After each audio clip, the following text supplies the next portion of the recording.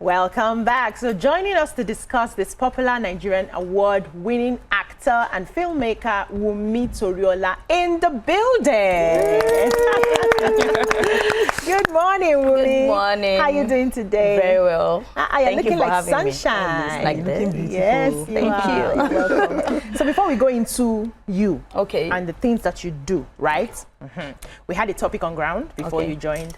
And it was, you know, Davido, a popular Nigerian singer, who was saying that he's noticed that anytime the wife is upset with him, something happens to his business. It doesn't go so well. So he's doing his best now to make sure that he treats her right all the time so that he can flourish. And we explore different thoughts about it. Some persons believe that even aside from the spiritual aspect, even physically, when you are married to somebody and you're involved, you're treating the person with respect, it just works well for everything that you do. Both of you are coming together, working as a team.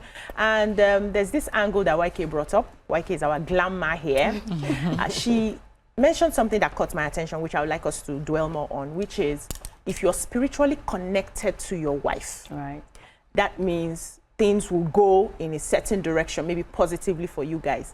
And it got me thinking that, is it possible that we are married to, you can marry, not we are married, I know follow, you can marry people and you're not spiritually connected to the person you marry? Because I have a different thought, but I would like you to expatiate on this. Yes, it's possible to marry someone that you're not spiritually connected to. You meet a woman who, maybe you are wealthy already, and you meet a woman who is just your wealth that she's interested in. That means she's not really spiritual. She's spiritually connected to your money, not you.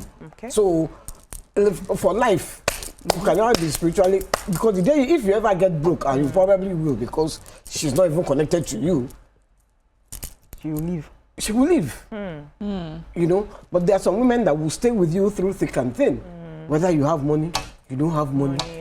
It's you. So that's why you can marry someone that you're not spiritually connected to. You can marry someone who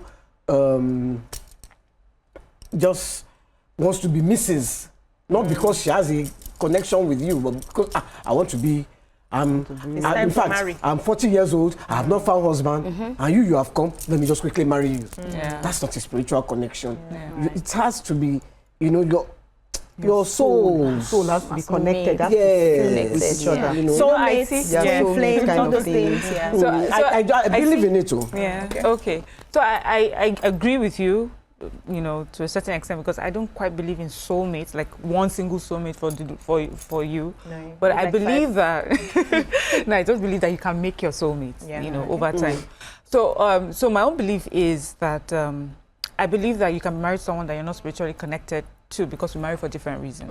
Yeah. So but I think it's about building on the connection itself.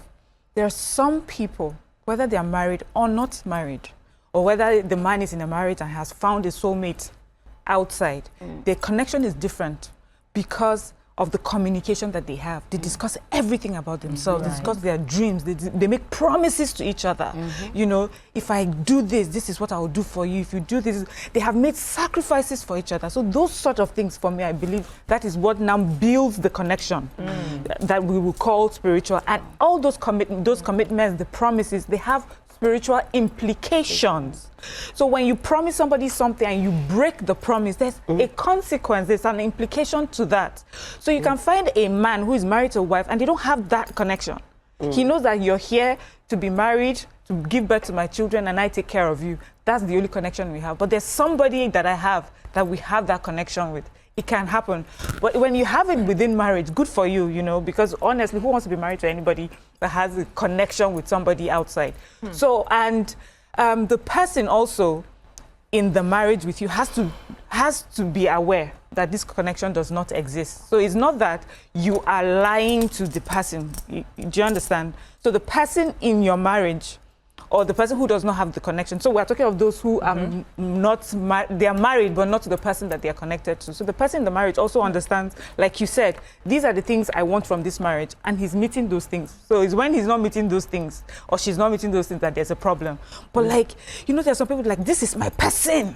This is my, this person knows me, understands me. We've been through so much together. This person, I don't even need to say much. They see my eyes, they know what I feel. That person can be within a marriage or outside a marriage, sadly, you know, so yeah. I like that. Let me come to Toriola. What do you think about this before I share my own thoughts? Okay, so I think she's right. I came across a post and they gave 14 reasons why women marry or why people marry. And, you know, she said a lot of things already because of wealth, because of this. There is always a because. So in that kind of marriage, there might not be a spiritual connection, whether spiritual or, you know, materially. But like she also said, I'm in the middle of both of you. She said you can actually, you know, build that connection, you know.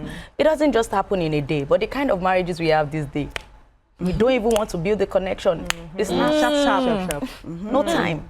No I like you with go. The Gen Z thing. No without even finding out your surname, self. Okay, you know, you don't even want to know so much. Like, okay, it doesn't last. So everybody finds their way. Yeah, sorry, I just wanted to say something, expand or something on what Miriam said, because there are people that marry these planned marriages. Okay, you know, but they now develop a connection. That connection. Yes. Yeah. You know, arranged marriages, they call them. Yeah. So, but they develop that connection. So you can develop it. It's not something, it's something that can be developed. Yeah. I just wanted to... But you're not cast in stone that you are not my soulmate, you're not my But from the religious perspective, right? Yeah. Once, from the religious perspective, when they talk about marriage, by the time you come together and, you know, those, you consummate your marriage. The intercourse or something happens, they say you are already spiritually connected kind of. Because when you do that, they're exchanging energies already. I believe the men that go and meet Ashewo, there's connection. They're connecting with them. That's why they are. That's why they tell you. But there's no spiritual connection with the prostitute. No, there is. So you have exchanged energy. Yes, that's why religion. That's why everywhere is scattered down. Because there's energy exchange connection everywhere. And that is why he's not. That's why he's like NEPA. That his success is connected. Yes. So I agree with him. I agree with everybody at different levels. But my own thought is, or my own belief is that we don't marry anybody by mistake. No matter how difficult the marriage was or became afterwards, you were in that relationship for a reason, for a lesson, right? And you were married to someone you were meant to marry at that time. So whether it lasted for 35 years, 48 years, or it packed up at 2 years, it was meant to happen at that time. Because for everything that happens to you is a lesson that you're there to learn, right? So there's always a connection with anybody. Marriage is a very sacred thing. Yeah. If we look at how it started from the beginning. So for you to have been married to this person, you were meant to be in that person's life at that time, right? Whether it worked or not, there's no law that says it must work till the end. We hope that it does, but because we have our issues, our traumas, everything that happens, it may or may not work to the end. But you were connected to that person at the time that you did that marriage. So whether you married for money, you married for wealth, you married for anything that you married for. In fact, even in friendships, anyone who has been in your space, you were meant to have that friendship at that time. Whether it continued or it broke, there were things that were meant to be exchanged, there were lessons that were meant to be learned and all of that. So that's my general belief on, you know, that. But the focus for today's conversation is, how do we now treat the person we are married to? Because we understand that every seed we sow has a way of affecting every other thing we did. And that was the points that Davido was pointing out, that I now realized that because I treat her well, I'm getting this. And when she's upset with me, I feel a certain way. So her own spirit may be strong enough for him to be feeling it. Other people may not have that sort of strong spirit. Does not mean that things don't go wrong. Yes, when things happen. So the crux of the conversation for me is that we now begin to pay attention to how we treat our partners. How we, because a lot of people feel that maybe their wife is just there I just married you. You're not even contributing anything. It's not to just just born children for me, and I'll come back say they've not swept this part of the house. They've not done this. So everywhere is just dirty. What did you do all day? And feel that way, and then they don't give the respect they're supposed to give to another person who is staying home to give you peace. There's something I always say: if I don't give you peace, you cannot make money. If I do anyhow, instead of you to concentrate on making money in the office, you'll be thinking of what BC is doing right now. So I'm very conscious of how to give you peace so you can go there and flourish. So if you, and it's both ways, both for a man and a woman. Well, let's come to you, Toriola. Yes. How are you doing? I'm doing great, very fine. So what's going on? What we know that you are a wonderful actor. I like to use the word actor for male and female. They don't call me out there, not consign me. Because a doctor is a doctor, whether male or female. There's nothing like doctoress. So actor. It would be doctoress. But I just use the Nigerian version. But how has it been in the industry for you so far? How many years have you been in the industry? What brought you into the industry, and how has it been so far? It's been great. It's been beautiful. A lot of challenges here and there. For me, officially, it's been over 15 years in the industry. Wow. Yes. And I think I've grown. I followed the process, I followed the process. Not where I want to be yet, but not definitively where we are coming from. So it's been great. It's been amazing. A lot of lessons here and there. And, it's been good. Yeah. So have you been acting? Is it only Yoruba movies that you act, or you also act the... Okay, so a lot of people ask these questions. I studied linguistics, and my master's in business administration. But, when it comes to our kind of Yoruba movies, they don't even want to know. And we don't even have the avenue to come up and start telling you, oh, we can do it.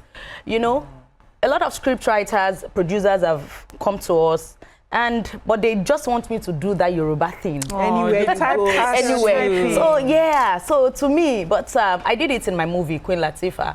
The movie streamed in the cinemas last year, 2024, back the highest grossing movie of that year. Yeah, so I was able to, put it out that, you know what, I can do it. And producers are coming. One thing is, let them see you do it. They will definitely come. What interested me when you were talking, you said that you've gone through the process. Right. And now we live in a world where everything is like fast track. And the faster you are, they assume the smarter you are, and of course means success. But you have taken it like a longer route to get there. Is this something you appreciate that you have done, or is this something you wish was much faster for you?